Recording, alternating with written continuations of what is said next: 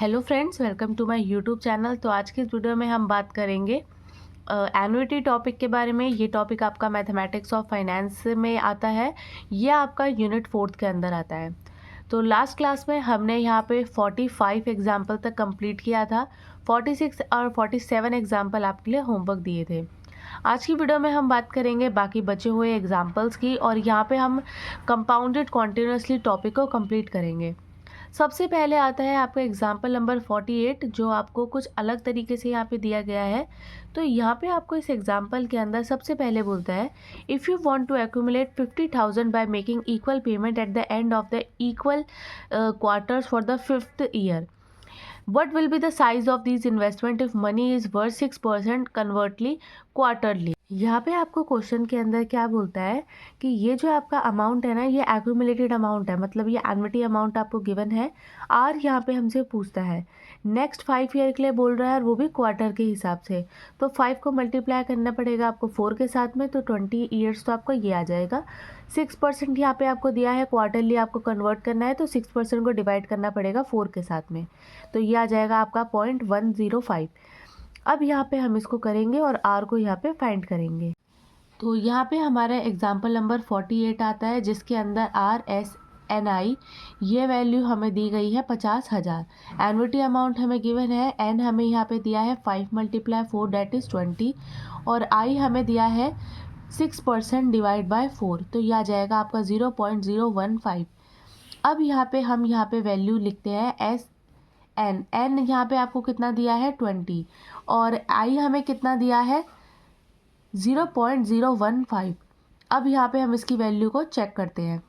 इसकी वैल्यू हम यहाँ पे फाइंड करेंगे। तो यहाँ पे हम टेबल नंबर 3 के अंदर इसकी वैल्यू देखेंगे, जो आपको A19 पे दी गई है। 0.015% पे यहाँ पे वैल्यू चेक करनी है। क्वेश्चन के अंदर हमें यहाँ पे 20th ईयर दिया है, तो 20th ईयर आपका ये रहा, और यहाँ पे जब आप वैल्यू देखेंगे तो यहाँ पे आती है आपकी 23.123666710। इस वैल्यू को अब हम यहाँ पे लिखते हैं, और उसके बाद में हम वहाँ पे आर की वैल्यू को फाइंड करेंगे। तो आप यहाँ पे देख सकते हैं ये वैल्यू आपकी निकल कर आई थी 23.1236667। अब इस वैल्यू को यहाँ पे आप फॉर्मूले के अंदर पुट कर देंगे। आर हमें नहीं पता, एस की हमें अभी हमने वैल्यू फाइंड की है, तो ये वैल्यू आ गई आपकी 23.1236667 इज इक्वल्स टू 50,000। अब इसके बाद में आप यहाँ पे आर फाइंड करेंगे, तो 50,000 को आपको डिवाइड करना पड़ेगा इस वैल्यू के साथ में। तो ये वैल्यू आपकी है 23123667। आप इन दोनों वैल्यू को डिवाइड कर देंगे, तो यहाँ पे आपकी वैल्यू निकल कर आएगी 2162.29। तो ये वैल्यू आपकी निकल कर आई है, और ये वैल्यू आपकी आर की यहाँ पे हमें पता चल गई कि इतनी पेमेंट उसको हर महीने वहाँ पे करनी पड़ेगी। इसके बाद में आता है आपका एग्जाम्पल नंबर 49, जिसके अंदर आपको यहाँ पे कंपाउंडेड कॉन्टिन्यूसली का क्वेश्चन यहाँ पे दिया गया है। तो सबसे पहले मैं आपको क्वेश्चन दिखाती हूँ। यहाँ पे आपको कंपाउंडेड कॉन्टिन्यूसली का क्वेश्चन दिया गया है, जिसके अंदर आपको यहाँ पे रेट जो है वो 6% गिवन है।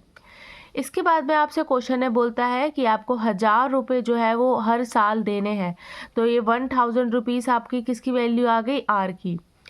आर आ गया आपका यहाँ पे 6%, और टी यहाँ पे आ गया हमारा 3 ईयर्स। तो इसको हम फॉर्मूले में पुट करेंगे और वैल्यूज़ को फाइंड करेंगे। तो यहाँ पे आपका क्वेश्चन के अंदर फॉर्मूला होता है S is equals to 0 to n RE⁻RT/dt। तो हम यहाँ पे जब इसको पुट करेंगे तो आ जाएगा आपका 0 to 3।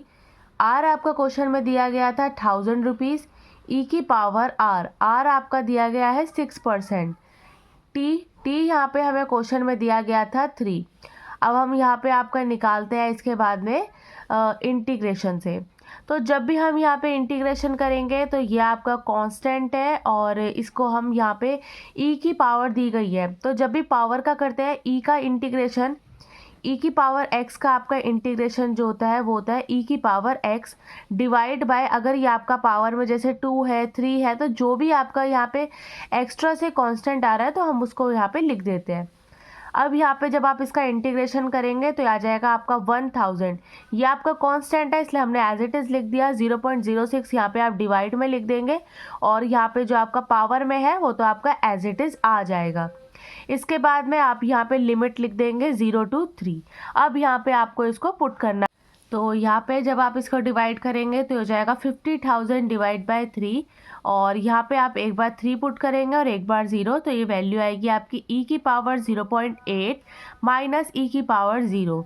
अब यहाँ पे आप e के टेबल में इन दोनों की वैल्यूज़ को देख सकते हैं और यहाँ पे हम लिख देंगे। तो हमने यहाँ पे ई टेबल निकाला है। ई टेबल आपका यहाँ पे टेबल नंबर 5th में दिया है, पेज आपका 833 के अंदर आता है। तो सबसे पहले आपका ई की पावर 0.18, तो इसकी वैल्यू आपकी निकल कर आई है 1.1972। दूसरी वैल्यू आपको देखनी है ई की पावर 0। ई की पावर 0 पे निकल कर आया है 1, तो इन दोनों वैल्यूज़ को हम यहाँ पे लिख देंगे। यहाँ पे हम लिख देंगे 50,000 डिवाइड बाय 3 ब्रैकेट 1.1972 माइनस 1। अब यहाँ पे आप इसको माइनस कर देंगे और इसके साथ में मल्टीप्लाई कर देंगे, तो यहाँ पे जो आपका आंसर है वो निकल कर आ जाएगा। यहाँ पे हमने माइनस किया तो आ गया 0.1972, और इसको जब हमने मल्टीप्लाई किया है तो यह वैल्यू आपकी निकल कर आती है 3,286.67 रुपीज़। तो इस तरीके से आपको कंपाउंडेड वाले क्वेश्चंस को कंप्लीट करना है। इसके बाद में आता है आपका एग्जाम्पल नंबर 50। एग्जाम्पल नंबर 50 के अंदर हमें रेट गिवन है 6%, आर हमें गिवन है 6,000, रेट हमें दिया, टाइम हमें दिया है 3 ईयर्स। अब आप इसको पुट कर सकते हैं और इजीली यहाँ पे सॉल्व कर सकते हैं। तो यहाँ पे हमें एक्यूमुलेटेड अमाउंट गिवन है 6,000, 0 to 3 की आपको यहाँ पे लिमिट दी गई है आर ई की पावर 0.06 t dt।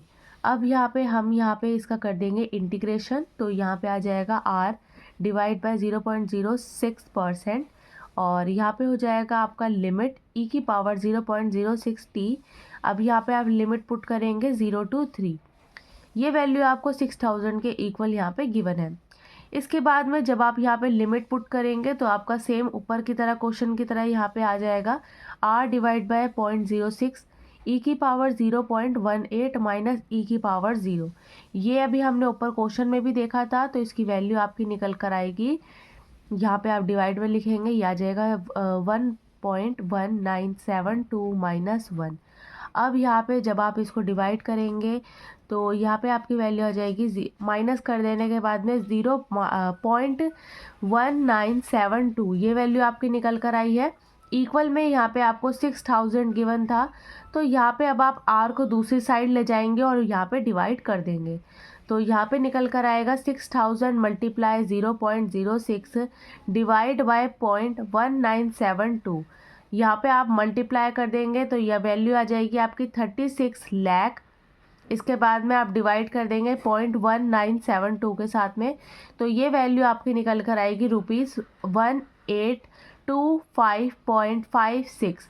तो इस तरीके से आपको क्वेश्चंस को कंप्लीट करना है। क्वेश्चंस में आपको ध्यान देना है कि आपको एक्यूमुलेटेड अमाउंट दिया गया है या फिर आर की वैल्यू क्वेश्चन में गिवन है। तो इस तरीके से आप यहाँ पे क्वेश्चंस को कर सकते हैं। यहाँ पे आपके लिए एक्सरसाइज 11.7 आती है। ये आपके लिए होमवर्क एक्सरसाइज है, बहुत ही इजी एक्सरसाइज है, आप इसको कर सकते हैं। एन्युटी की वैल्यू अब आपको पता चल गई किस तरीके से हम यहाँ पे कैलकुलेट करते हैं, और यहाँ पे आपको क्वेश्चन नंबर 8 के अंदर वैल्यू भी गिवन है। तो टोटल क्वेश्चन यहाँ पे आपको 16 दिए गए हैं और इसको आप इजीली कर सकते हैं। कोई भी क्वेश्चन यहाँ पे डिफ़िकल्ट नहीं है, आंसर्स आप चेक कर सकते हैं, स्क्रीनशॉट लें और इन क्वेश्चंस को खुद से सॉल्व करें। तो आज के क्लास में हमने यहाँ पे एन्युटी का टॉपिक कंप्लीट किया है। नेक्स्ट टॉपिक यहाँ पे हमारा आएगा प्रेजेंट एन्युटी, तो वो हमारा लास्ट टॉपिक है। उसके बाद में हमारा मैथमेटिक्स ऑफ फाइनेंस टॉपिक जो है वो कंप्लीट हो जाएगा।